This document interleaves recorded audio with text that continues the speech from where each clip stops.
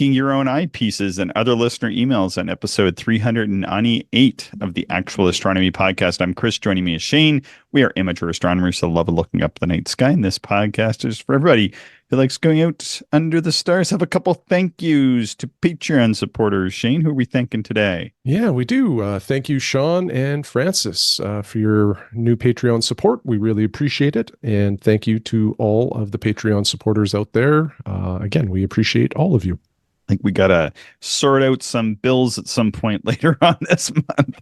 Yeah, that's the time of the year we're getting into where all of the renewals come in. So, yeah, I think it seems like December and the first part of the year. So yeah, I put some on my credit card. I think I sent you a couple. There was a couple other things. So yeah, thanks so much for the support, folks, because without you, we would just not be doing this. I think it would be kind of tough. You know, Shane, one of the strange things, and I think people find out because we've had a few people contact us about doing their own podcast, is you have to pay to do a podcast. Yeah, at least to the degree that we're doing it. If you want to do multiple episodes a week and not be restricted to say 30-minute durations, you start to incur some costs to make that happen, but that's all taken care of with the Patreon support, which we do appreciate. Yeah, we do, because I think now correct me if I'm wrong, but at least in my mind, the original plan was we would do this for the pandemic, and then once the pandemic was over, maybe we would be over, or at least we wouldn't keep doing it the way that we have been doing it. But because of the Patreon support, we've kind of just kept going, folks. So I hope people are enjoying it. It seems like they are. And if you enjoy it and you've thought about supporting us, we certainly do appreciate when you do. Yeah, for sure. All right. We've got a few emails here to get through. We're talking to Adam. We had a few back and forths there. Maybe I can start if you want me to begin reading. Sure. Adam wrote, "Hello, Chris and Shane. I've been enjoying your podcasts, especially the ones on telescope making." Mm. And I'm going to interrupt myself. How can you interrupt yourself? But I am. All right. Or maybe I'm interrupting Adam, in which case my apologies for this, Adam. But we've had a few other people. I think there's been 3 people who wrote recently asking for more Big Daub content. And we are going to have another listener on to talk about Big Daubs soon. Mm-hmm. And people should just search in the backlog, too, because we've had Mel Bartels and Howard Banich on to talk about Big Daubs. So we will try to provide more of that content going forward. Mm-hmm. And I think Howard is also lining us up with a couple folks for mid-spring to talk about their exceptionally large Dobsonians. So we've heard you. We are working on it. We will do our best. Adam goes on to say, "It's something I would like to try my hand at for a couple of reasons. That is the telescope making. First, I love building things and working with my hands.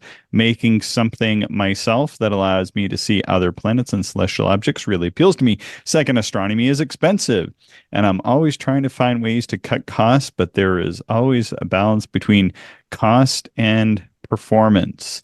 With that in mind, I've been looking to make my own eyepieces. All of the eyepieces I have either came with my beginner scopes or are lower to average quality, simply because I can't afford to pay more at this time in my life. I'm curious if either of you have ever tried making your own eyepieces. Shane, have you ever tried making your own eyepiece?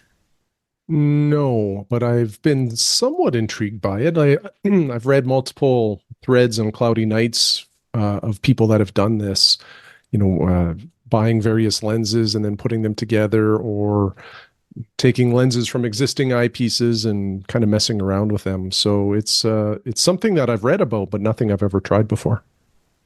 I have not. I do have friends that have made their own eyepieces, and I've looked through those, and they range from good to interesting.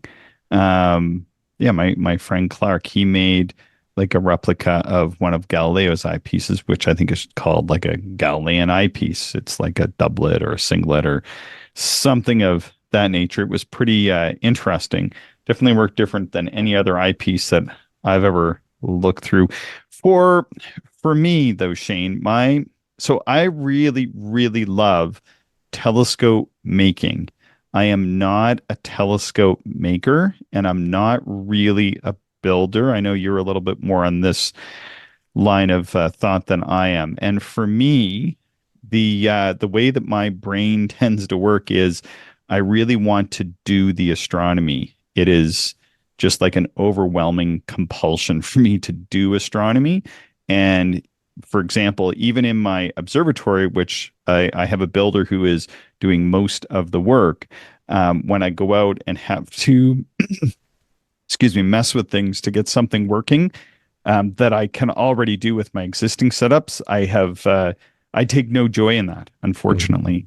But Mhm. I know that some people really enjoy that process. But for me, not so much. But I'll let you weigh in, Shane, because I know you're differently minded than I am. Well, I enjoy being creative or crafty when I need a solution to a problem. But I'm fairly similar, I think, in approach to you, Chris, in terms of, I don't want to be messing around, I guess, with stuff. I just like to observe. And, if I can build a chair or build an adapter that helps me do more observing, then certainly I don't mind taking on a project. Yeah. Now that said, I do have friends that are, and this I think is the other thing, is that I've seen, excuse me, what it takes for people to build these things. And like I have huge respect for this. So nobody should read me wrong. Same with my builder who's building most of my observatory. My respect for these individuals cannot be overstated or understated or what. I have huge respect for people that can build telescopes and observatories and all this stuff. I just find it, I, a lot of people like to build things and then work through the solutions, like when they run into problems, and that's how their brain works. To me, that's what I do at my job every day. And I get all of that out of my system. Constantly I'm living in that environment, and when I leave work I don't want to do that anymore. I just want to go and look through the instruments. I really like some of the stuff that Alejandro said in our last episode about that. I think eyepieces are pretty cool, and I've seen people dabble around with them. I came really close. There was somebody who was building like singlet ball eyepieces, Shane, a few years back. Do you remember this? Yeah, I think Siebert Optics was doing that. I think Siebert, and then there was like just a random person on Cloudy Nights that was just making them for fun and then selling them and I came Oh. really close just to buying one just because I think that's interesting. So if I was like Adam, maybe a little bit better with my DIY skills, I think that's a cool project. And Mhm. I think that probably, um, you can probably go deeper on this, Adam, than maybe you've thought. You can actually buy software that is not inexpensive, unfortunately, but you can probably maybe even buy some or get some freeware. And then there's also some books. I have that book by Sergioli and Barry and others about eyepiece design. And that book is unfortunately a bit expensive, but I think Sky and Telescope is reissuing it. So maybe it's like $50 American or in that price range anyway. That would be worth picking up because it has tons of eyepiece information. I think like half the book is eyepieces or something. If I were you, I would get a copy of that because they just walk you through all the main I guess principles and methodologies and that of eyepiece design and construction and blah blah blah. You might benefit from a read of that, and that would be cool. I think that it would be neat if more people made this stuff. Perhaps Adam will be the next Al Nagler. You know, Hmm. we'll be buying Adam's eyepieces or something. That would be cool. Yeah, for Yeah. sure. Adam goes on to say, over time, I've gathered many types and sizes of lenses from data projectors, and such, but I haven't really had a chance to experiment. And there is little information out there. Get that book. Um, that I can easily find to arrange the glasses. The other thing you can do is just experiment. If you could build like a little rig to kind of just move things around, you can probably figure out what works and what doesn't work based on what you have. That being said, during my research, I came across a gentleman in the United States who makes eyepieces. I can't remember where Adam is from, but he's not. And he goes on to say that this gentleman in the States makes eyepieces from salvaged binoculars. His name is Red Henry, which Alejandro actually referred to getting some eyepieces from him. Mm. Yes, he did. He has a Facebook group, and that is called A Second Look, Reusing Old Lenses for Astronomy. and he sent me the link. I'm not on Facebook, so it didn't work for me. On the page, there's great video of his process. I keep thinking about joining Facebook because of things like this. This is what I'm interested in. But then every time I see people at work or wherever on Facebook, they don't seem to be using it for this purpose. So I don't know. He goes on to say, Red Henry uses the objective lenses from two identical pairs of broken binoculars to create what he calls a double plossal eyepiece, which contains four elements. He claims the views are fantastic, much better than the 1.25 inch eyepieces that come with beginner instruments. He then gifts them to other budding amateur astronomers from around the USA. We had an example of that here this morning. He unfortunately does not ship outside the USA. I personally have yet to find two identical pairs of old binoculars, but one day I might and we'll give it a try. Love to hear if you have ever tried something like this or know somebody who has, or if there are any resources to help those of us looking to try our hand at eyepiece making. Thank you for the show and for taking us along your astronomy journey. All the best, Adam. Thanks so much, Adam, for that. Yeah, interesting email. There's just so many facets to this hobby where you can kind of, dive into. And if you're creative or like taking on some projects, there's no shortage of this kind of stuff. I think that book on eyepieces, astrographs, and such by Roger Sergioli and Richard Berry and others. I think that's the book you want, Adam. And if, excuse me, if the price is a bit high,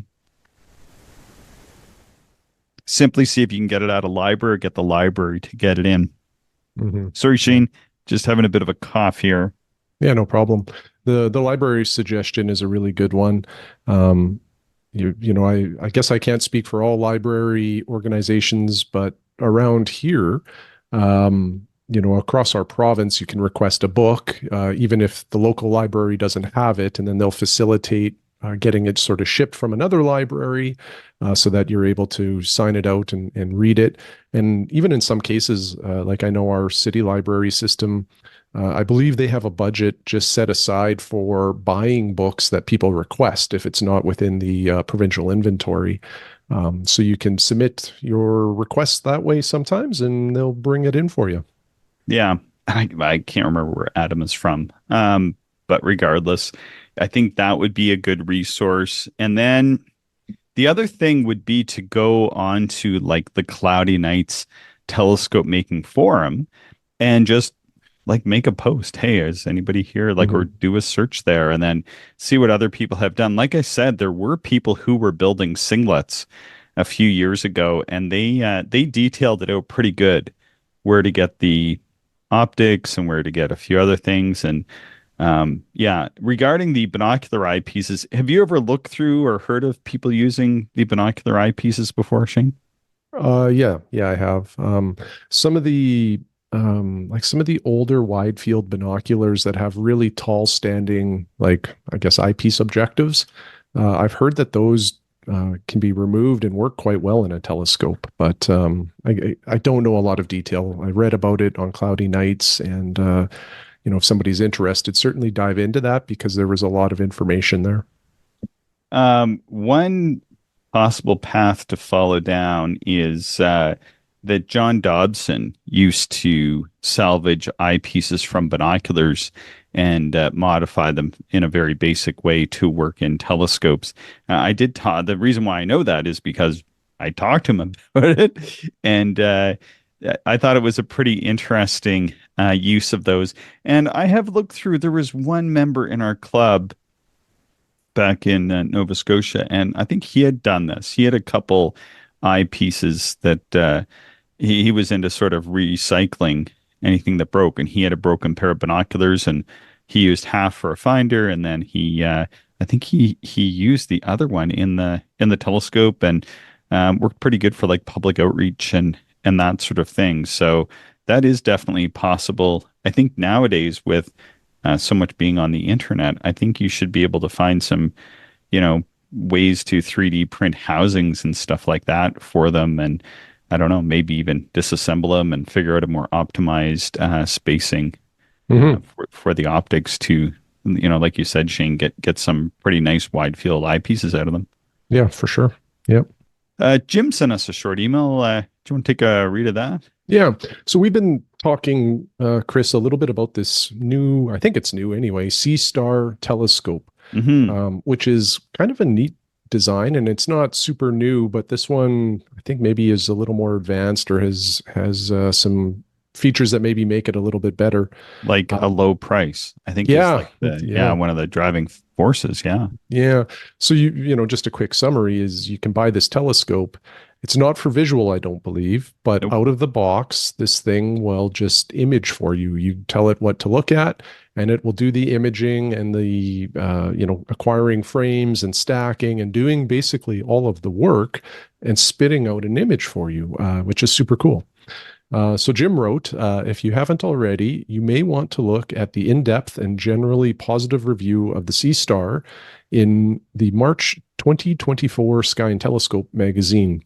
It sounds like there is a built-in dual narrowband filter, Mm. while there is no direct way to enter coordinates. Perhaps it will lure some seasoned veteran or seasoned observers to put their toes into the astrophotography waters, as well as bring others onto the astronomy hobby. Many of the features of this telescope are also functions of the ZWO or ZWO's Asair devices, which Mark Radici mentioned in your podcast last September. Hmm. For me, the key attraction of imaging is that it enables me to see targets otherwise difficult or impossible to capture in my suburban backyard, opening further deep dives into what I'm viewing. It sounds like the Sea Star has made this even easier at 50 millimeters, which, Chris, this is like one of the surprising things to me too with this Sea Star is that the aperture is only 50 millimeters, but Hmm. the images that people are capturing with it are quite amazing. Yep. And then Jim writes, well, they come out with a model in the 80 millimeter or 115 millimeter focal length soon. Hmm. And yeah, I don't think we have an answer to that one, but it will be neat to watch this thing. Like that's sort of, what's intriguing about this to me is this is more, a telescope is a telescope, and we've mentioned Hmm. many times that, it's basic, like the basic telescope, especially a refractor, really hasn't changed that much in hundreds of years. Hmm. But this type of Sea Star thing is really like there's a lot of tech on board.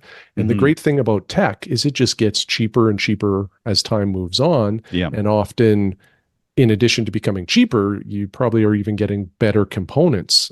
So it'll be neat to see the Sea Star evolution or sort of roadmap that it may have. And, if they increase apertures or come out with other options. So super cool thing in the hobby. And it's neat to see people grabbing onto it. I could totally see this though. I think there's going to be some unexpected outcomes from this. One of them might be that we could end up with more people doing visual astronomy, because I know that with the astro imagers that I've known over the years, they go and they set up their rigs and they get them running. And then and I've even seen this happen with you, Shane, on the times we've been out where you're doing some exposures, and then you kind of tend to your equipment there a little bit, and yours is pretty hands off. And then you'd come over and we do some observing, and then you'd sort of be back and forth a little bit.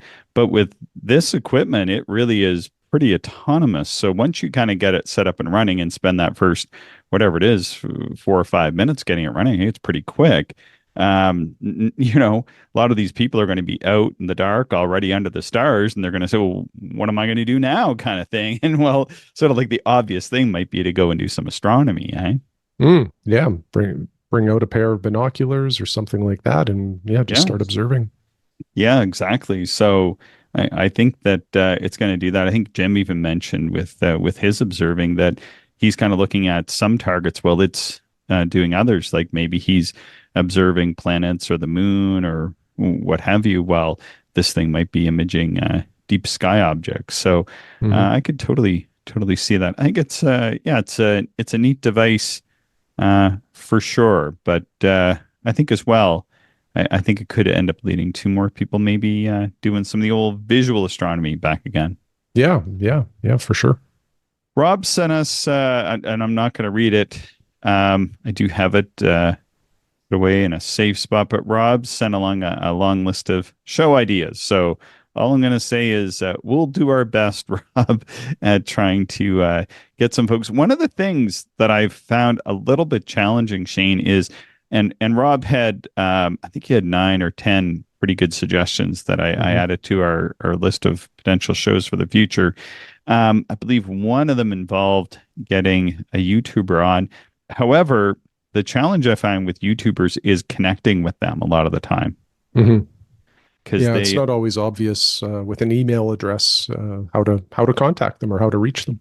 yeah, unless they have a separate site, and even when they've had and I've emailed them, I've not typically heard back.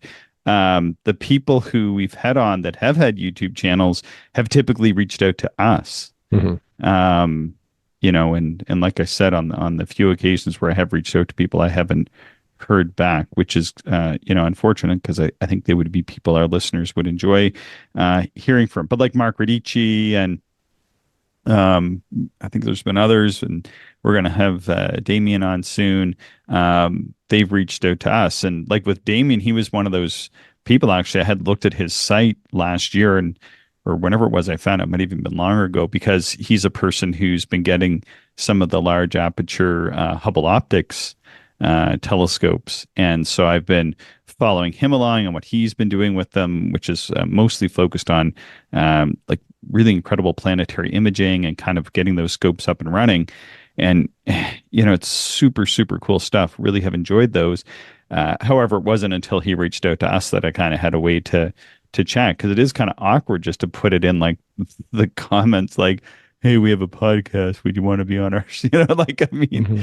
it's Hmm. like who is this crazy person, right? So Yeah. yeah, it doesn't work out so well sometimes. Hmm. All right. Let's see. Oh, Dave wrote, I like this. Dave wrote one on the Plossl, and because I think I'd me or you or somebody anyway, we ended up finding the old language with the Plossl where they were using the weird italicized B instead of the S's, and I was trying to figure that one out. So Dave goes on to write, Chris and Shane. Thanks for the great podcast. I haven't listened to them all yet, but I'm working on it. To which I reply, sorry for the early shows. I've been in the hobby around 2.5 years now, so I'm no expert, but I'm really enjoying the learning journey. While listening to your recent episode on new Takahashi eyepieces, I noted that you had a little bit of a discussion around the pronunciation of the Plossl eyepiece. I thought I'd provide a little clarity. First, the funny B that you saw is actually called an SZ, Eszett, this it, Hmm. which is Something like that. written in German and signifies two-letter S's in a row. So here's an excerpt from Wikipedia. In Germany, orthography, the letter B, which is like italicized, almost looks like a Greek letter B, capital B, called SZ or Scharf's S represents the S phoneme in standard German when following long vowels and diphthongs. It's been a while since I've worn a diphthong. Okay, anyway, the umlaut over the O letter changes the pronunciation from O to U, sounding similar to U in the word look almost. So just a sec. Still having a bit of a cough. So let's see. Looking forward to sending an observation report in the future. All I need is some clear nights. I think I can count the number of clear nights we've had since the beginning of December on one hand, and that's in Albany, New York. Thanks again, and keep those podcasts coming. I plan to become one of your Patreon supporters in the near future. Well, thanks so much for that, Dave. Yeah. Yeah. And thanks for, I guess, shedding some light on how to pronounce the Plossl or Plusl. Is that probably how it is? Plusl, maybe? I Must be don't know. Plusel, like Yeah. look, Plusel. Luke. I Okay. the and I'm not going to point out who this was. They probably don't listen to the show. I don't think they do astronomy anymore. But I did have we had a club president at one of the centers I belonged to, and they had the strangest mispronunciation for Plossel. And I mean, maybe I'm off on this one, but they pronounced it as Flossel. Hmm. Okay. strangely enough, they could have been joking, but now that I think about it, they were a dentist. You So know, if there's one challenging part in this hobby, it is just learning how to pronounce all of the different words that come from multiple different languages in origin, because there's a lot. And you know, whether it's constellation names or in this case an eyepiece design, you know, there's a lot out there. yeah, Greek constellation mythology with Hmm. Arabic star names Hmm. based on Sumerian tradition. What could be so confusing about that, Yeah, right? yeah, exactly. Alistair sent us an email. Do you want to take a read of this one about the mounts? Yeah. This one I feel like is right up your alley. Well, I don't think it is. Because when I read it, I was like, I don't know what to say here. But you know, maybe we can talk through it and you know, give an intelligent response here. So Alistair said, "Hey guys, I've run into a situation where I need observing advice. I've resurrected the club's Atlas EQG with a new Skywatcher EQ6 Pro motherboard, and now have a go-to that I drive off Sky Safari using a Wi-Fi dongle and the SynScan Pro app. Hmm. The field orientation is throwing me for a loop. All my life, I've used either Dobsonians on a platform, an Alt-Az, or an Equatorial SCT on a fork. Essentially, uh, all of the images have, or sorry, yeah, all the images have minimal or straightforward rotation slash flipping, so that I never get confused which way is north or west is. Now, the gem mount flips across the meridian, and I have to rotate the diagonal to a decent eye position.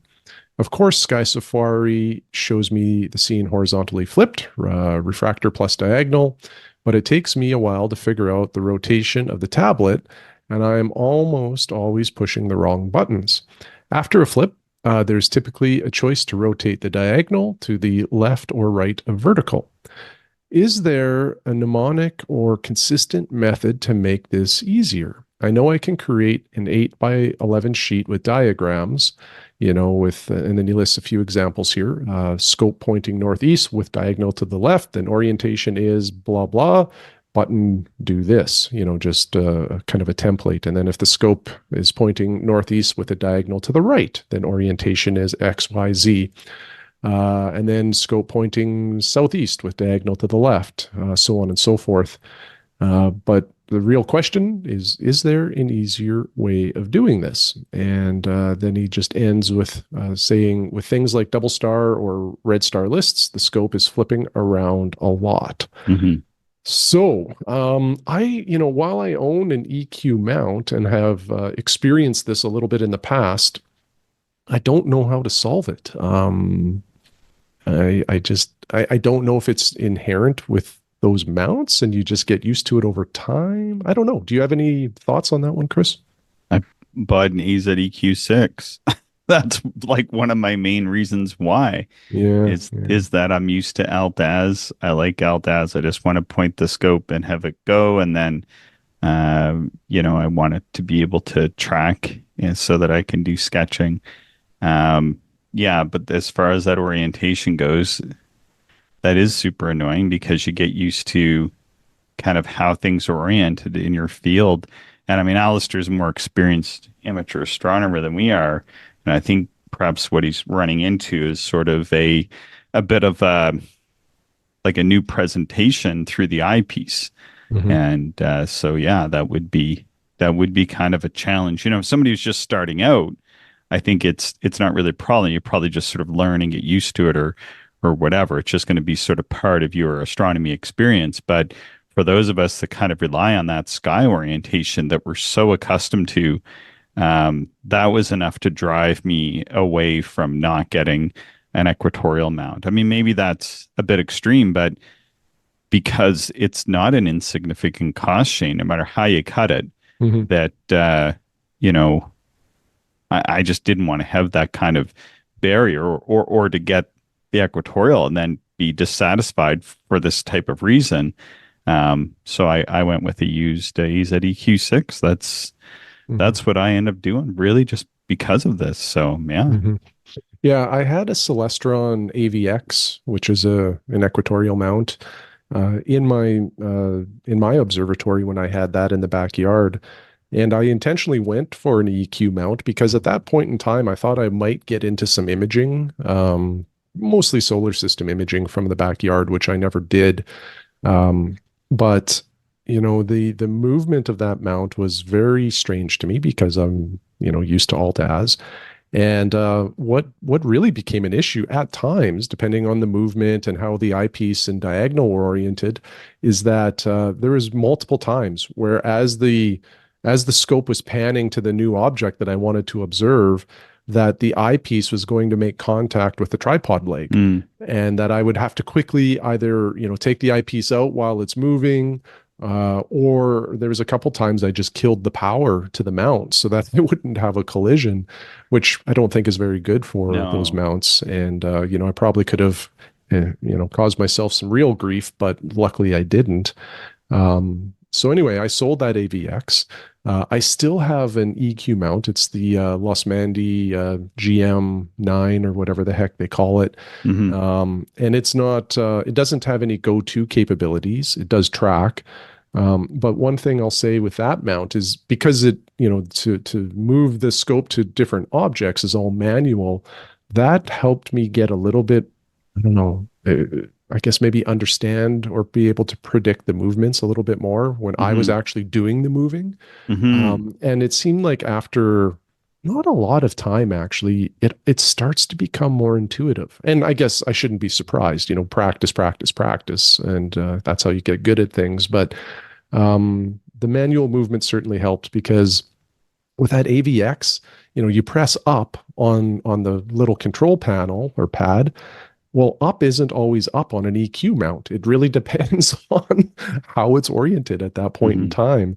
So it was just very strange to me. And yeah, I still prefer my AZ or my Alt Az mounts. And I don't really see myself getting away from those. At least for my purposes, that's really all I need. Yeah, see, you undersold it at the start. See, I knew you have a bit of experience with these EQ mounts. I think that's some fairly solid advice there for Alistair. But yeah, I mean, for me, originally I thought I would get an EQ and then track the planets with them. But then for everything else, like the deep sky, where I just want to go and point it, like even with the this mount, which is it is a go-to mount. You can, I do set it up often with the go-to running to, find stuff or whatever. But like half the time I don't, like I just don't even turn the power on, Hmm. and that's Hmm. one of the reasons why I wanted to get that mount is just that I could take it and just point, not have to worry about the weird orientations with the EQ mode. One of the other things that impacted me and my choice, Shane, was that I came to understand that if you have an EQ mount, you may not want to mount the telescope pier in the direct center of the observatory. You may want to mount it like in a slightly different position. And then like Hmm. doing that was just going to be like a Hmm. problem for me and the builder and all that kind of stuff. So I was happy I got the AZEQ6. And yeah, if I was going to get something else, I would probably just get another one like this or another different type of big alta-zenith mount. I just like them and Hmm. yeah, point and go. That's the way to go, I think. Agreed. Yep, I'm the same. But he's got a good deal on this. For everybody said it's like half price or less for this because he get it running if he can get it. So, I can understand that. And yeah, Well, I, yeah. I don't know. And there's some real advantages to EQ mounts, particularly for imaging and tracking, Hmm. but also just weight capacity. If you have a very large telescope, an EQ mount can typically handle them, more stably than a alt-az mount. Yeah, like it's like everyone's different though. Every mount is different because with the if I use my mount in equatorial mode, the weight capacity is less. Oh, wow. Okay. That's Yeah, interesting. that's what they say, and it seems to be the case because like it seems pretty ridiculous in like what it could hold in alta-zenith mode, but you can see when you flip it into equatorial mode, you're increasing like the tangent arm and that sort of thing. If I'm using the right term, but maybe I'm wrong. I've just read a lot about it, and yeah, there's some Yeah, different thoughts and opinions. But regardless, a good deal and amount is a good deal and amount. And if you can run that one in manual mode, maybe that's like what you said, Shane, just go out and use it manual for a while and then kind of get used to those motions. That's, I think, pretty sound advice. Yeah. Okay. All right. Anything else? I didn't put too many listener emails. We've got a lot to. I've got a few sitting there to get through. But was there anything else you wanted to add to the show? No, that's everything, Chris. All right. Well, please subscribe, share the show with other stargazers and send us your ideas, observations, and questions to actualastronomy@gmail.com. Thank you, everyone, for listening, and we hope you enjoyed the show. If you are interested in more information, would like to contact us, or if you would like to support the podcast, check out our website, actualastronomy.com.